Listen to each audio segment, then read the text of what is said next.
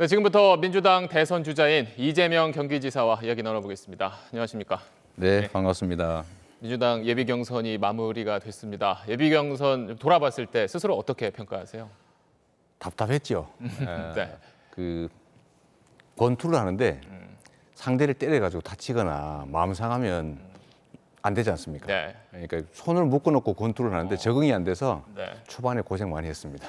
뭐 그래서 그런지 뭐 이재명 특유의 사이다 같은 네. 맛이 좀 사라졌다 이런 평가도 있던데 방금 말씀하신 것처럼 그럼 수위에 치중했던 이유가 있을까요? 저는 이제 이번 대선이 그러니까 1대1 구도에 이제 2, 3%의 박빙 구도가 될 거라고 생각합니다. 결국은 그럴 때 이제 내부에서 균열이 최소화돼야 되고 또 우리가 이제 중원으로 진출해서 뭐 중도 또 보수의 일부까지 저희가 좀 지지를 획득해야 되는데 네. 이 내부 경쟁 과정에서 심하게 상처가 나면 그 내부 단합에 문제가 생길 수 있어서 결국 본선 경쟁력에 훼손이 될 수도 있죠. 그래서 좀 그걸 나름 관리하느라고 참 힘듭니다. 네. 그래도 이제 또 한 2달 정도 또 이제 본경선 일정이 남아 있는데 네. 본경선에서는 좀 달라진 모습을 보여주실 건가요? 본경선도 본질적으로 다르지가 않겠죠. 좀 이 안전하게 더 많이 경선을 이기는 것보다는 본 그 선거, 네. 본 선거에 이길 가능성을 높이는 게 더 중요하다고 생각하기 때문에 네. 제가 이제 이 경선 과정에서 손실은 제가 감수해야 된다 이렇게 생각합니다. 알겠습니다. 예비 경선 과정에서 이제 그동안 주창해왔던 기본소득 정책이 1호 공약이 아니었다 이런 네. 이야기도 했었고 또 구체적 방식은 국민의 뜻을 따져보겠다고 했는데 이걸 네. 두고 한 발 물러선 거 아니냐 이런 지적도 있습니다. 정확하게 말씀을 드리면 앞으로 하게 될 저의 제1 공약은 전환적 공정성장. 전환적 공정성장. 네. 네. 공정을 통해서 성장을 담보하고 또 이 전환에 대해 위기를 이제 도약의 경제 그 성장의 기회로 만든다. 이 핵심인데 그 중에서 이제 공정한 성장이 가능하게 하는 각종 장치들, 예를 들면 대기업과 중소기업의 관계, 또 노동과 자본의 관계, 뭐 정규직과 비정규직, 수도권과 지방의 관계 이런 걸 조정해서 공정하게 만들면 네. 이제 성장의 토대가 되죠. 역사적으로도 보면 공정한 나라는 흥하고 이제 불공정한 나라는 망했는데 네. 이 공정을 통한 성장의 장치 중에 하나가 기본소득인 것이죠.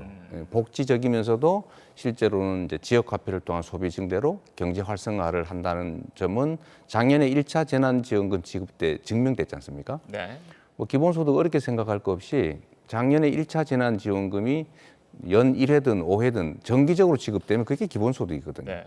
그래서 그거는 복지적 경제정책이기 때문에 반드시 할 텐데 다만 재원을 계속 늘려가야 되는 상황이기 때문에 이제 국민들이 증세에 동의할 수 있는 상태로 만들어야 됩니다. 네. 이제 그 방법은 과정이 좀 충분히 이제 설득력이 있어야 되는데 지금까지 저는 전 국민을 상대로 소액에서 고액으로 올려가자는 게 기본 컨셉이었는데 이번 경선 과정에서 이제 의견들을 들어보니까 꼭 그렇게 하지 말고 고액을 특정 부문, 예를 들면 청년, 농어촌, 장애인, 뭐 문화예술인 이런 부분부터 시작하면서 옆으로 넓혀가는 방법도 있겠더라고요. 네. 또는 뭐 보편적인 기본소득과 이제 부분적 기본소득을 복합적으로 이제 섞을 수도 있겠죠.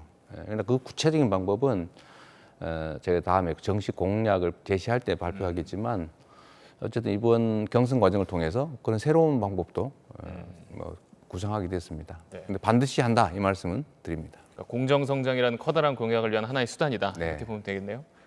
그리고 이제 또 하나 그 관련해서 이야기했던 게 부동산 가격을 이제 관리하겠다는 구상도 네. 이제 밝히면서 뭐 시장의 값이 떨어지면 집을 사들이고 반대의 네. 경우에는 이제 물량을 조절해서 가격을 조율하겠다는 입장을 밝혔는데 거기에 대해서 이제 야권에서 뭐 집이 쌀도 아니고 네, 뭐 네. 정부 미처럼 그게 되겠냐 이런 비판도 있습니다. 시장을 중시한다고 하면서 사실은 시장 왜곡을 방치하겠다 이런 말씀으로 들립니다. 제가 보기에는 우리나라는 전 세계적으로 평균치에 못 미치는 7% 정도의 공공주택만 가지고 있고 네.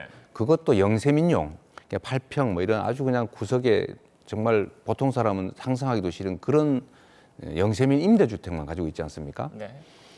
저희가 20% 정도의 공공주택을 확보하기 위해서도 250만 채 정도의 신규 공공주택을 짓거나 시장에서 구매해야 됩니다. 그럼 이걸 관리할 주체가 필요하고 두 번째로는 부동산이 반드시 오르기만 하는 건 아닙니다. 어느 순간에 시장 가격 이하로, 적정 가격 이하로 폭락하는 경우도 있는데 그럴 때가 바로 사실은 공공주택을 매입 확보할 절호의 기회죠. 시장도 안정화하면서. 이제 그 말씀을 드린 것인데요. 우리가 앞으로 사실 곧 금리 인상을 하지 않을 수 없는 상황이 되고 지금 적정 가격보다 시장 가격이 너무 높기 때문에 네. 이 위험에 대비하지 않으면 자칫 일본의 잃어버린 30년으로 진입할 수도 있습니다. 그래서 최악의 경우, 예를 들면 패닉을 대비하는 그런 장치가 뭐 매입공사 이런 것이고 이제 그건 공공주택을 확보하는 길이기도 하죠. 네. 최근에 미국 점령군 발언 이것 때문에 네. 좀 논란이 있었습니다. 뭐 충분히 유권자들한테 해명을 네, 하셨지만 네, 네. 또 대선 주자 발언으로서는 좀 부적절한 거 아니냐 이런 비판도 있는데 기본적으로 뭐 한미 동맹, 또 네. 주한 미군에 대해서는 어떤 입장을 갖고 계십니까? 해방 직후 대한민국 정부 수립 이전에 미군은 스스로가 표현한 것처럼 점령군이 맞습니다. 네. 그건 팩트고 또 거기서 실제로 친일 청산을 충분히 못하고 그 일부 친일 세력들이 정부 수립에 많이 참여해서 우리가 지금도 친일 청산 문제가 논쟁이 되도록 남겨진 건 사실입니다. 다만 정부 수립 후에 미군은 철수했고 다시 들어온 것은 한미 조약 때문에 들어와 있는 것이어서 그 해방 직후의 미군하고 해방 정부 수립 후의 주둔군은 완전히 다르죠. 우리의 필요에 의해서 주둔하고 있는 것이니까요. 미군 문제는 사실 미국의 세계 이제 군사 전략상 필요에 의한 것이기도 하지만 또 한편으로는 우리에게 핵 우산도 제공하고 한반도의 안보를 지켜주는 우리에게도 매우 유익한 존재입니다. 네. 그러니까 한미 관계는 끊임없이 지금의 이제 혈맹 관계를 고도화하고 심화시켜서 발전해 나갈 필요가 있는 거 분명하죠. 김정일도 지금 평화 관계가 정착되도록 주한미군을 용인하겠다 이렇게 얘기하지 않습니까? 그래서 이거를 객관적 상황을 얘기한 걸 가지고 마치 이제 정체성에 문제가 있는 것처럼 공격한 우리 윤석열 전 총장이 계셨는데 네. 제가 매우 실망스러웠던 게 바로 그 점입니다. 저에 대한 첫 공식 언급이 색깔론이었어요. 그것도 왜곡해서. 그런 점은 참 아쉽죠. 네. 뭐 윤 전 총장 이야기 하셨으니까 뭐 여쭤보면 뭐 야권에서 지금 지지율을 뭐 앞서가고 있는 네, 네. 주자 가운데 한 명인데 그럼 대권 행보를 보면서 정말 이건 아니다 싶었던 게 혹시 있었습니까? 본인이 처음에는 본인이 나타나지 않고 전원 정치, 제 표현으로는 포장지만 살짝 보였다가 이제 좀 문제가 되면 그 포장지 아니고 딴 겁니다 이렇게 보여주기도 하고 그래서 실체를 좀 드러내실 필요가 있다는 말씀을 좀 드렸고요. 이제 그 과정에서 본인은 공부 중이다, 열공하고 있다, 뭐 이렇게 이제 표현하신 걸로 아는데 이제는 넉 달이 넘었는데 국민들께 본인의 실체를 좀 보여드릴 필요가 있지 않습니까? 그런데 여전히 실체가 드러나지 않은 것 같고 특히 본인 가족들의 검증 문제에 대해서 좀 겸손하지 못하다. 사실 검증은 대통령이 될 사람이면 가족이든 주변이 전체적으로 무한 검증을 받을 수밖에 없고 그래야 되는 것이라고 네. 생각합니다. 그래서 제가 그러나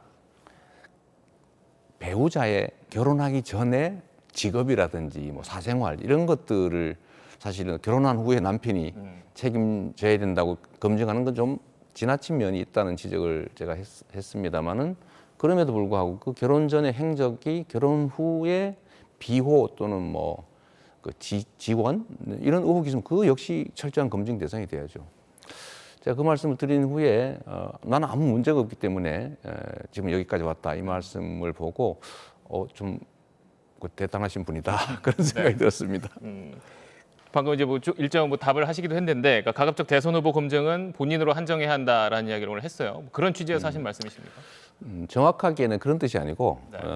본인에 관련된 부분은 가족이든 주변이든 다 검증을 해야 되는데 결혼하기 전에 배우자의 과거 직업이라든지 사생활 부분은 이건 좀 불합리하다. 거기까지 좀 하는 것은 그 말씀을 드렸던 겁니다. 네. 근데 당장 또 그 이야기가 나오니까 혹시 이재명 후보가 본인의 부인 관련 의혹이 다시 불거지는 걸 피하기 위해서 그런 말 한 거 아니냐 이런 반응도 있었습니다. 뭐 제 아내가 어떤 문제가 있다고 했던 것은 뭐 검찰에서 철저하게 조사해서 그 아무 관련이 없는 걸로 결론이 났기 때문에 네. 그 얘기를 다시 한다고 해도 저희는 뭐 그걸 피할 이유도 없고 사실 그 문제는 검증은 끝난 거죠. 네. 뭐 이번 예비 경선에서도 있었지만 이제 이재명 후보 사생활 둘러싼 얘기가 또 나왔는데 네. 뭐 앞으로 또 이제 뭐 본 경선 또 그 이후에 만약 있다면 대선 레이스에서도 또 불거질 수가 있을 텐데요. 네. 어떻게 대응할 생각이십니까? 뭐 팩트가 중요하니까요. 그 팩트에 관한 것이라면 뭐 이게 고발됐던 사건 아닙니까? 근데 그 점에 대해서는 검찰, 경찰 일치된 의견으로 이제 무혐의 종결됐고 또 뭐 이런저런 얘기가 있어서 제가 그 언론과 그 의료진들의 그 보는 앞에서 이제 객관적인 검증을 했기 때문에 저는 뭐 이게 이제 호사가들의 얘기거리는 되겠지만 저는 그거는 뭐 검증은 이제 끝났다 이렇게 생각하고 있습니다. 하지만 계속 얘기되면 좀 답답하긴 하죠. 네. 호기심의 대상이니까 그러겠지요. 알겠습니다. 저희가 시간이 많지가 않아서요. 마지막 질문을 드리겠습니다. 지금 코로나가 상당히 네. 심각합니다. 그래서 이제 민주당 안에서 대선 경선 일정을 연기해야 하는 거 아니냐 주장이 다시 나오는데 어떻게 생각하십니까? 제가 전에 그 연기하자고 할 때는 반대 의견을 냈습니다. 그렇죠. 그건 규칙을 지켜야 된다. 원칙을 지켜야 신뢰를 얻는다는 차원이었고요. 지금은 제가 방역 책임자인데 방역 상황이 상당히 나빠지고 있기 때문에 지금은 선수 입장에서 이제 당이 결정하는 대로 따른다. 뭐 이런 입장을 가지고 있습니다. 그럼 만약 민주당에서 경선을 좀 미룬다라는 결론을 내린다면 거기에 따른다는 생각이신 건가요? 당이 결정하면 선수는 따라야죠. 알겠습니다. 오늘 말씀 그럼 여기까지 듣도록 하겠습니다. 나와주셔서 고맙습니다. 네, 감사합니다.